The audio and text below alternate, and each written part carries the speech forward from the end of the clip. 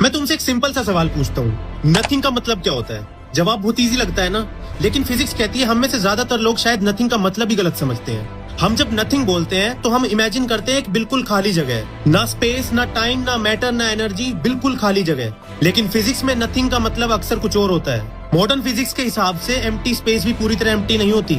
सोचो एक बिल्कुल शांत समुंदर, ऊपर से देखो तो कुछ भी नहीं हो रहा, लेकिन उसके अंदर मॉलिक्यूलर लेवल पर कभी कुछ भी नहीं रुकता। एग्जैक्टली वैसे ही एम्प्टी स्पेस के अंदर क्वांटम फील्ड्स होते हैं और उनमें लगातार टाइनी फ्लक्चुएशंस होती रहती हैं। इसी वजह से फिजिसिस्ट कहते हैं कि खाली जगह उतनी भी खाली नहीं जितनी दिखती है। तो जब कोई कहता है समथिंग केम फ्रॉम नथिंग, हो सकता है उसके वाला नथिंग तुम्हारे वाला नथिंग ना हो। ध्यान रहे, इसका मतलब ये बिल्कुल नहीं है कि साइंस ने प्रूव कर दिया कि यूनिवर्स एब्सोल्यूट नथिंग से आया है। ये डिबेट आज भी चल रही है, लेकिन एक सवाल अब भी बचता है, अगर एम्प्टी स्पेस भी एम्प्टी नहीं है तो उसके अंदर जो चल रहा है वो क्या है? इसका एक नाम है क्वांटम वैक्यूम। इसके अंदर क्या छुपा है, अगली रील में। अगर मैं तुमसे पूछूं तुम पैदा होने से पहले कहाँ थे, शायद तुम बता दो, लेकिन उससे भी बड़ा एक सवाल, ये यूनिवर्स पैदा होने से पहले कहाँ था? और इस सवाल ने हजारों साल से फिलोसफर और साइंटिस्ट दोनों को परेशान करके रखा है। क्योंकि अगर यूनिवर्स की भी बर्थ हुई थी तो उससे पहले क्या था? नथिंग, या फिर कुछ ऐसा जिसे हम आज तक समझ ही नहीं पाए। अब यही साइंस एक ऐसी बात बोल देती है जो पूरा सवाल ही बदल देती है। बिग बैंग से सिर्फ यूनिवर्स नहीं बना था, टाइम भी उसी के साथ शुरू हुआ था। अब एक सेकंड सोचो, अगर टाइम ही बिग बैंग के साथ शुरू हुआ था तो बिग बैंग से पहले, ये बोलना सही भी है? ये तो वैसे ही हुआ जैसे कोई तुमसे पूछे बुक के पेज नंबर 1 से पहले कौन सा पेज था। सवाल सुनने में तो बिल्कुल ठीक लगता है, लेकिन अगर वही पेज नंबर 1 था तो उससे पहले तो कोई पेज था ही नहीं। हो सकता है बिग बैंग के साथ भी यही हुआ हो। हम सालों से यूनिवर्स की सबसे बड़ी मिस्ट्री सोल्व करने की कोशिश कर रहे थे, लेकिन प्रॉब्लम मिस्ट्री में नहीं, हमारे सवाल में थी। और अगर ये सच है तो यूनिवर्स का सबसे बड़ा रहस्य बिग बैंग नहीं, हमारा खुद का दिमाग है। क्योंकि हम हर चीज को बिफोर एंड आफ्टर में सोचते हैं और शायद रियलिटी वैसे एग्जिस्ट ही ना करती हो। अपना फेवरेट गाना मन ही मन में चलाओ, सुन लिया? अजीब बात नहीं है, स्पीकर तो कहीं पर था ही नहीं, फिर भी तुम्हें गाना सुना। और उससे भी अजीब बात, तुम्हें पता था कि तुम सुन रहे थे, तो फिर ये बीच में कौन है जिसको ये सब पता है? शायद जवाब होगा मैं, पर ये मैं है कौन? और यहीं से कहानी और भी अजीब हो जाती है। साइंस कहती है तुम्हारा देखना, सोचना, फील करना, ये सब ब्रेन का काम है। I agree.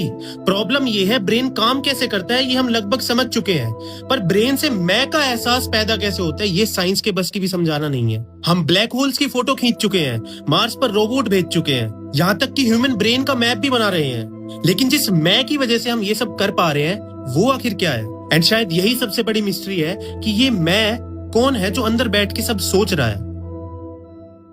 अगर कल को एआई तुम्हारी तरह बात करे, अपने इमोशंस एक्सप्रेस करे और कहे मुझे दर्द हो रहा है, तो क्या वो सच में फील कर रही होगी या सिर्फ परफेक्ट एक्टिंग? हम यहाँ पर एक बड़ी मिस्टेक कर देते हैं। हम सोचते हैं जितनी ज्यादा इंटेलिजेंस उतनी ज्यादा कॉन्शियसनेस, लेकिन ये जरूरी नहीं है। इंटेलिजेंस का मतलब है प्रॉब्लम सोल्व करना, जबकि कॉन्शियसनेस का मतलब हो सकता है एक्सपीरियंस करना, डिफरेंट कलर्स को देखना, दर्द महसूस करना, खुद के होने का एहसास होना। बट दिक्कत ये है हमें खुद नहीं पता ब्रेन ये एक्सपीरियंस क्रिएट कैसे करता है। इसे साइंस में the hard problem of consciousness कहते हैं। तो जब हमें कॉन्शियसनेस का मैकेनिज्म ही नहीं पता तो हम ये कैसे कह सकते हैं कि एआई भी कभी कॉन्शियस होगी या कभी नहीं? हो सकता है फ्यूचर की एआई सिर्फ बहुत इंटेलिजेंट सॉफ्टवेयर हो, या हो सकता है उसके पास भी सब्जेक्टिव एक्सपीरियंस हो। साइंस के पास अभी इन दोनों ही पॉसिबिलिटीज के लिए कोई एक आंसर नहीं है। और शायद सबसे डिस्टर्बिंग क्वेश्चन एआई के बारे में नहीं था, बल्कि ये है अगर हमें अभी तक नहीं पता कि कॉन्शियसनेस क्या होती है, तो क्या हम भी किसी और के पुराने एक्सपेरिमेंट का नतीजा हो सकते हैं? तुम्हारी मौत कब और कैसे होगी वो एग्जैक्ट मोमेंट कहीं ना कहीं लिखा जा चुका है। ऐसा मैं इसलिए कह रहा हूँ क्योंकि एल्बर्ट आइंस्टाइन की रिलेटिविटी के हिसाब से पास्ट, प्रेजेंट और फ्यूचर अलग अलग नहीं होते, वो एक ही 4 डायमेंशनल यूनिवर्स का पार्ट होते हैं। अब इसे ऐसे समझो, हम टाइम को एक नदी की तरह देखते हैं, पास्ट गुजर गया, प्रेजेंट चल रहा है और फ्यूचर अभी आने वाला है। लेकिन ब्लॉक यूनिवर्स थ्योरी कहती है इस यूनिवर्स के ज्यादा चांसेस एक मूवी रील के होने जैसा हो सकती है। हर फ्रेम पहले से मौजूद होता है, बस तुम उसे एक एक करके एक्सपीरियंस करते हो। अब इसका मतलब ये नहीं कि सब कुछ फिक्स्ड है, मतलब बस इतना है कि जिसे तुम फ्यूचर समझते हो वो किसी और एंगल से वहां पहले ही हो सकता है। अब अगेन मैं कहूंगा ये सिर्फ एक आइडिया है जो एल्बर्ट आइंस्टाइन की थ्योरी ऑफ रिलेटिविटी से निकली एक इंटरप्रिटेशन है और इस पे आज भी डिबेट चल रही है। लेकिन अगर ये सही हुई तो तुम्हारे पास्ट में जन्म लेना, अभी प्रेजेंट में ये वीडियो देखना और फ्यूचर में तुम्हारी मौत, तीनों इस यूनिवर्स में एग्जिस्ट करते हैं। फर्क सिर्फ इतना है तुम उन्हें एक साथ नहीं देख सकते। क्या 2020 या कह लो कोविड के बाद से ये नहीं लगता टाइम बहुत तेज भाग रहा है? ये सिर्फ फीलिंग है या सच में तुम्हारा दिमाग टाइम को किसी और तरीके से प्रोसेस करने लगा है? बचपन की वो समर वेकेशन याद करो, 1 से 2 महीने एंडलेस लगा करते थे, और अब देखो ये 4-5 साल कब आए और कब गए पता ही नहीं चलता। जबकि साल में होते तो 12 ही महीने हैं, पर फीलिंग बिल्कुल अलग है।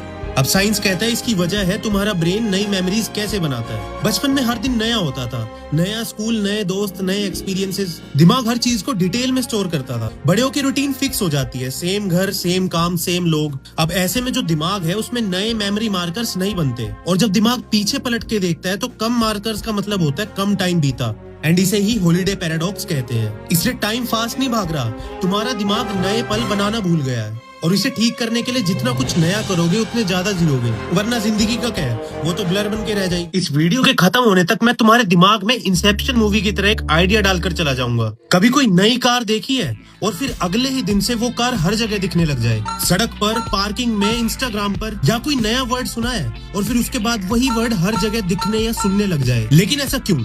इसका जवाब लिटरली तुम्हारी आंखों के सामने है।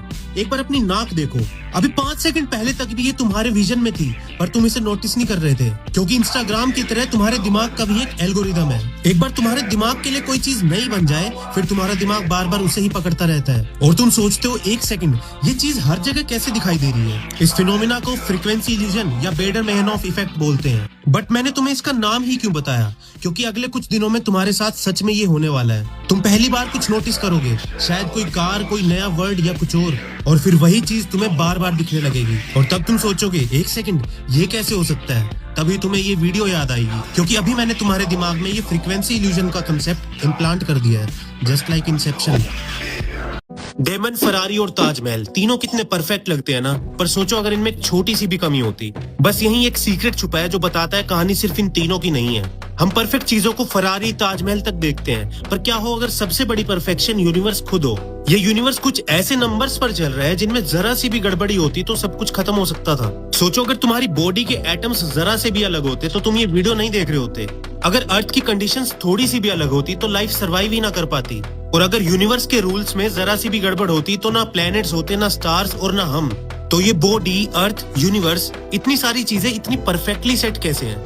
और ये कोई इंटरनेट थ्योरी नहीं, इसे फिजिक्स में फाइन ट्यूनिंग प्रॉब्लम कहा जाता है। स्टीफन हॉकिंग, रोजर पेनरोज और कई सारे फिजिसिस्ट ने इस चीज पर लिखा भी है। अगर यूनिवर्स के कुछ बेसिक रूल्स जरा से भी अलग होते तो कॉम्प्लेक्स लाइफ मुमकिन ही नहीं होती।